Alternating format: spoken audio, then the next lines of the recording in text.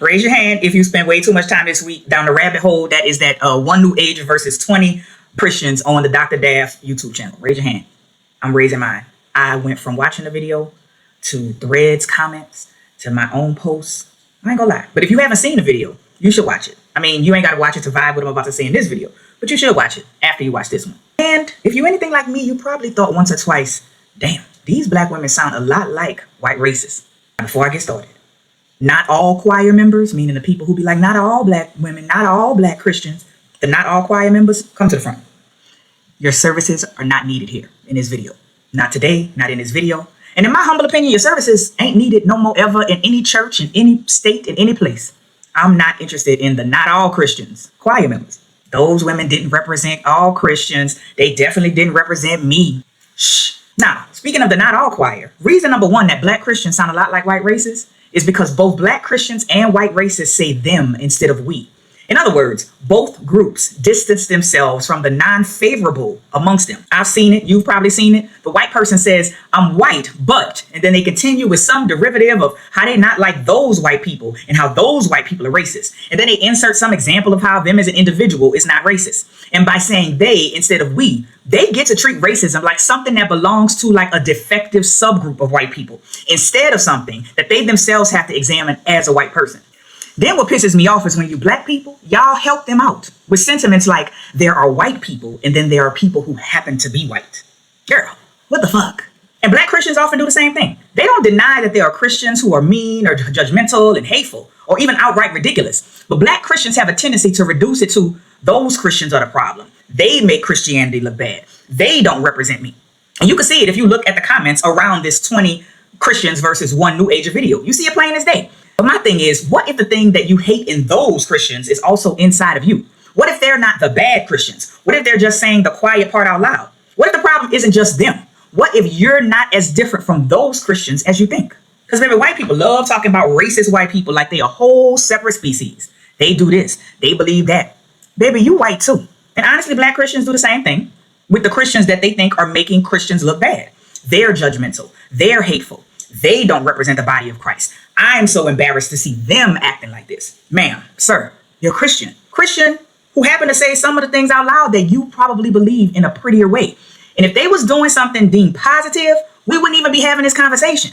The bottom line is that both black Christians and white racists have a bad one's problem. White racism survives partly because millions of white people can locate racism exclusively in bad white people. And certain harmful Christian dynamics survive because millions of Christians, they locate them exclusively in the bad Christians, the Christians making them look bad. Listen, it's very, very easy to notice something ugly when somebody else is doing it. It is much harder to ask, do I do a version of that too? I would personally love to talk about what Christians do without everybody raising their hand and saying, but not me. Just like I'd like to talk about racism without the, but not me, and not all choir having shit to say. So instead of saying they, let's use the correct word, we. The second reason black Christians sound like white racists is because black Christianity and white racism both demand that you give up the thing you can touch for the thing you have to believe is there. So Christianity demands that you give up what you could touch for a belief. And racism demands that black people believe in this idea of fairness over the evidence of their actual lives, their actual lived experiences. But here's the thing. I'm not saying that Christianity doesn't have things, and I mean tangible physical things that it touches, because it does. It just don't see how those things are like the things that non-believers have.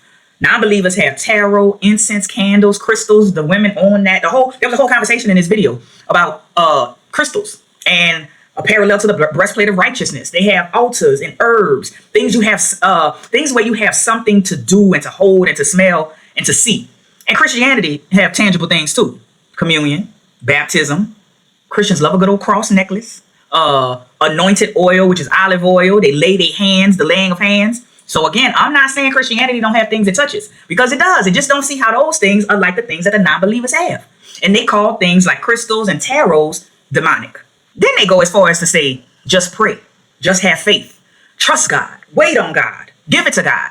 That is what I mean when I say that it demands that you exchange things for a belief.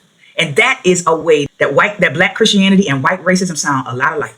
Because if you think about it, Jasmine was saying these crystals, this incense, physical practice actually helps me feel grounded. Then you'll hear other people on the video say Feeling grounded doesn't mean that it's good for you. They literally said God would allow demons to pose as good. So you can't always trust what feels good to you, even if your life is improving, which is wild because now Jasmine was being told, oh no, you got to leave something that gives you a concrete experience, concrete, in exchange for something that might be completely invisible and delayed.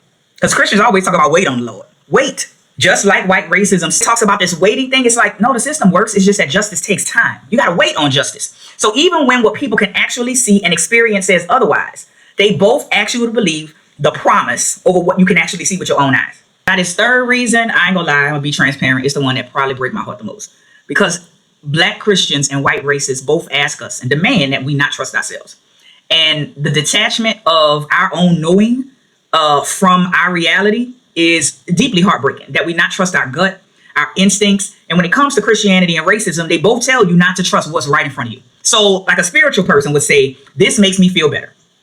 Crystals, incense, meditation, etc. It was a whole debate over meditation being demonic, crystals being demonic, etc. Damn near every time on that video, the response from one of the Christian women was, well, God will allow Satan to make something feel like it could be trusted, but it's really the devil. Jasmine talks about communing with her ancestors. First thing somebody said was, God will allow a demon to pose as your ancestor. You can't trust that. That's demonic. And so a Black person will say, when we talk about racism, this system is hurting me. The white racist or white supremacist will say, the system is fair. Meaning you can't trust what you see and feel that it's hurting you. The system is fair. So in both cases, the response is basically what you experience it is not the truth. In other words, ignore your intuition, ignore your knowing, and don't trust what you feel. We were sent down here with a flawless GPS system inside of us, and white supremacy and Christian supremacy has essentially separated us from our own knowing. And I think that's just heartbreaking. It's like you say, I feel calmer after my rituals. That don't count. I feel freer after I left the church. Jasmine says, my daddy is a preacher. I grew up in the church. I feel less bound as a non-believer. It scrambled the minds of those Black women. You tell Whiteness, I experienced racism. That don't count. You say this policy literally is hurting our community in real time. That's not, and that becomes then intent versus impact. Oh, that's not what that policy is intended to do. But I'm telling you, the impact of this policy is hurting our communities. And I think the part that breaks my heart is that both Christianity and racism say, if I can convince you not to trust your own experience, I don't have to control every part of your life. You're going to start correcting yourself for me. Much like we saw on that video. That's the social power of it. A person say, I feel better outside the church. The system, through the mouths of those Black Christians, says that feeling can't be trusted. God lets demons pose as ancestors. God lets demons pose as good feelings. You can't trust what you feel. And for some people, that's going to make them start questioning, am I wrong about what I'm feeling? And that's way too big for us to gloss over. Because now the system, via the bodies of humans, is no longer telling you what to believe. It's teaching you how to flat out doubt yourself. And that's how a dominant system gets rooted deeply inside of people. It's not just obey this rule. It's use my explanation before you go with what is in front of your face with your own eyes. And I think that creates dependence. It creates dependence on somebody inside the system to tell you what your experience actually means. Yeah, I don't like that. And the fourth reason Black Christians sound an awful lot like white racists is because both Black Christians and white racists confuse being common with being normal.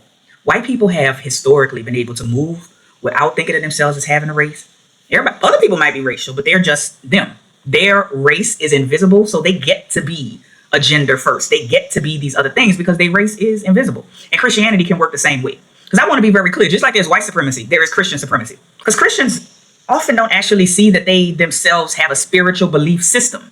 They just see themselves as Christians. Christians will say, as what they said on the video with Jasmine, she left Christianity and got into spirituality, as if Christianity is not also a spiritual belief system.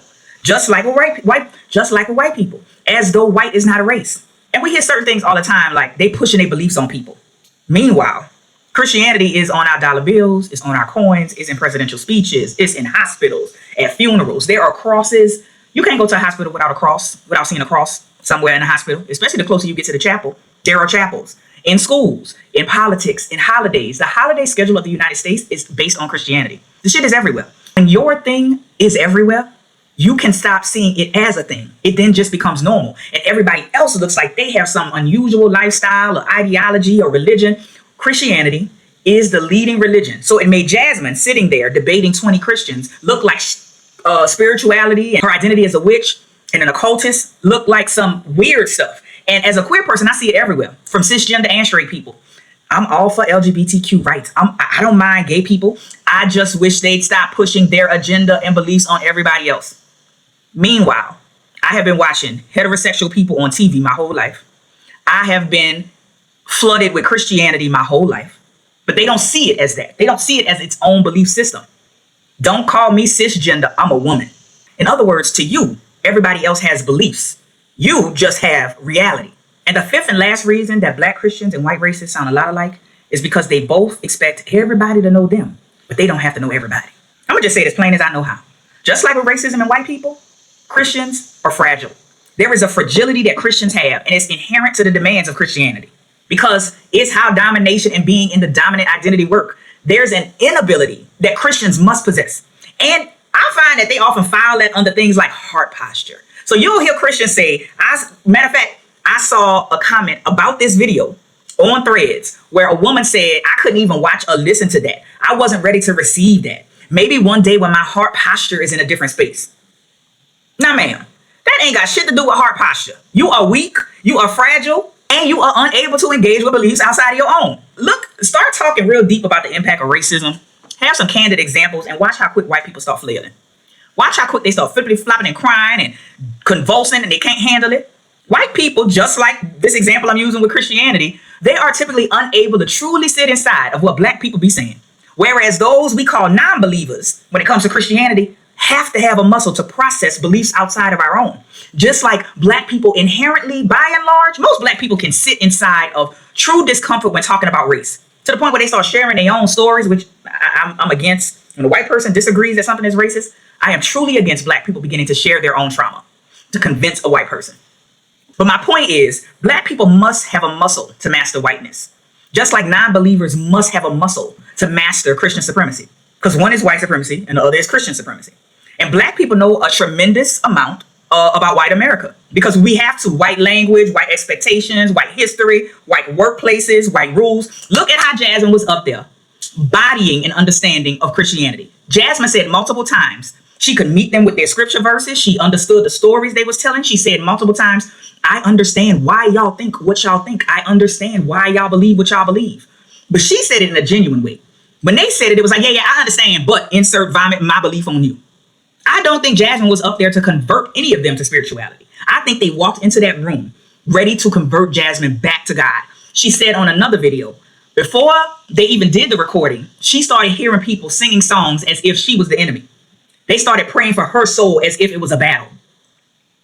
Fragile, weak. Christians don't have to have a muscle to tolerate or engage beliefs outside of their own. The average Christian is absolutely not curious, genuinely, about the beliefs of other people, about the religions of other people. Just like white people have never had the same requirement to understand or be curious about black people. Most non-Christians in America, they know Christmas, Easter, Jesus, the Bible. They are very aware of hell and heaven and sin and even baptism. Very few people manage to make it here without learning Christianity. But ask the average Christian what hoodoo is, what Santeria is, what an atheist actually believes, what Muslims actually believe. Ask them about African traditional religious systems, or even the difference between witchcraft, occultism, New Age spirituality. Most Christians think that atheism equals devil worshiping. Most Christians think that atheism is the same as devil worshiping. Ask them what that stuff is, and suddenly everything and everybody becomes one big bucket of demonic. The minority is expected to understand the majority. The majority don't feel no obligation, no ways tied to understand the minority. And then here's the kicker. The majority then still feels qualified to explain the minority. So that's it for the 5 reasons black Christians sound like white racists. I'd love to hear your thoughts about this. Black Christians, white racists, and the ways dominance can allow even black people to embody whiteness and vomit that on other people, which is what we saw in that video with Jasmine's Garden and those 20 Christian women. So share your thoughts in the comments. And if this video made you pause and you want more dissections, more cultural autopsies like this, check out the full cultural autopsy playlist on this channel. Pick your own next rabbit hole, baby. I'm the Ignant Intellectual. Audit your thoughts, stay brilliant, and for God's sake, question God. And remember, you ain't got to agree with me, but at least know why you think what you think. Peace.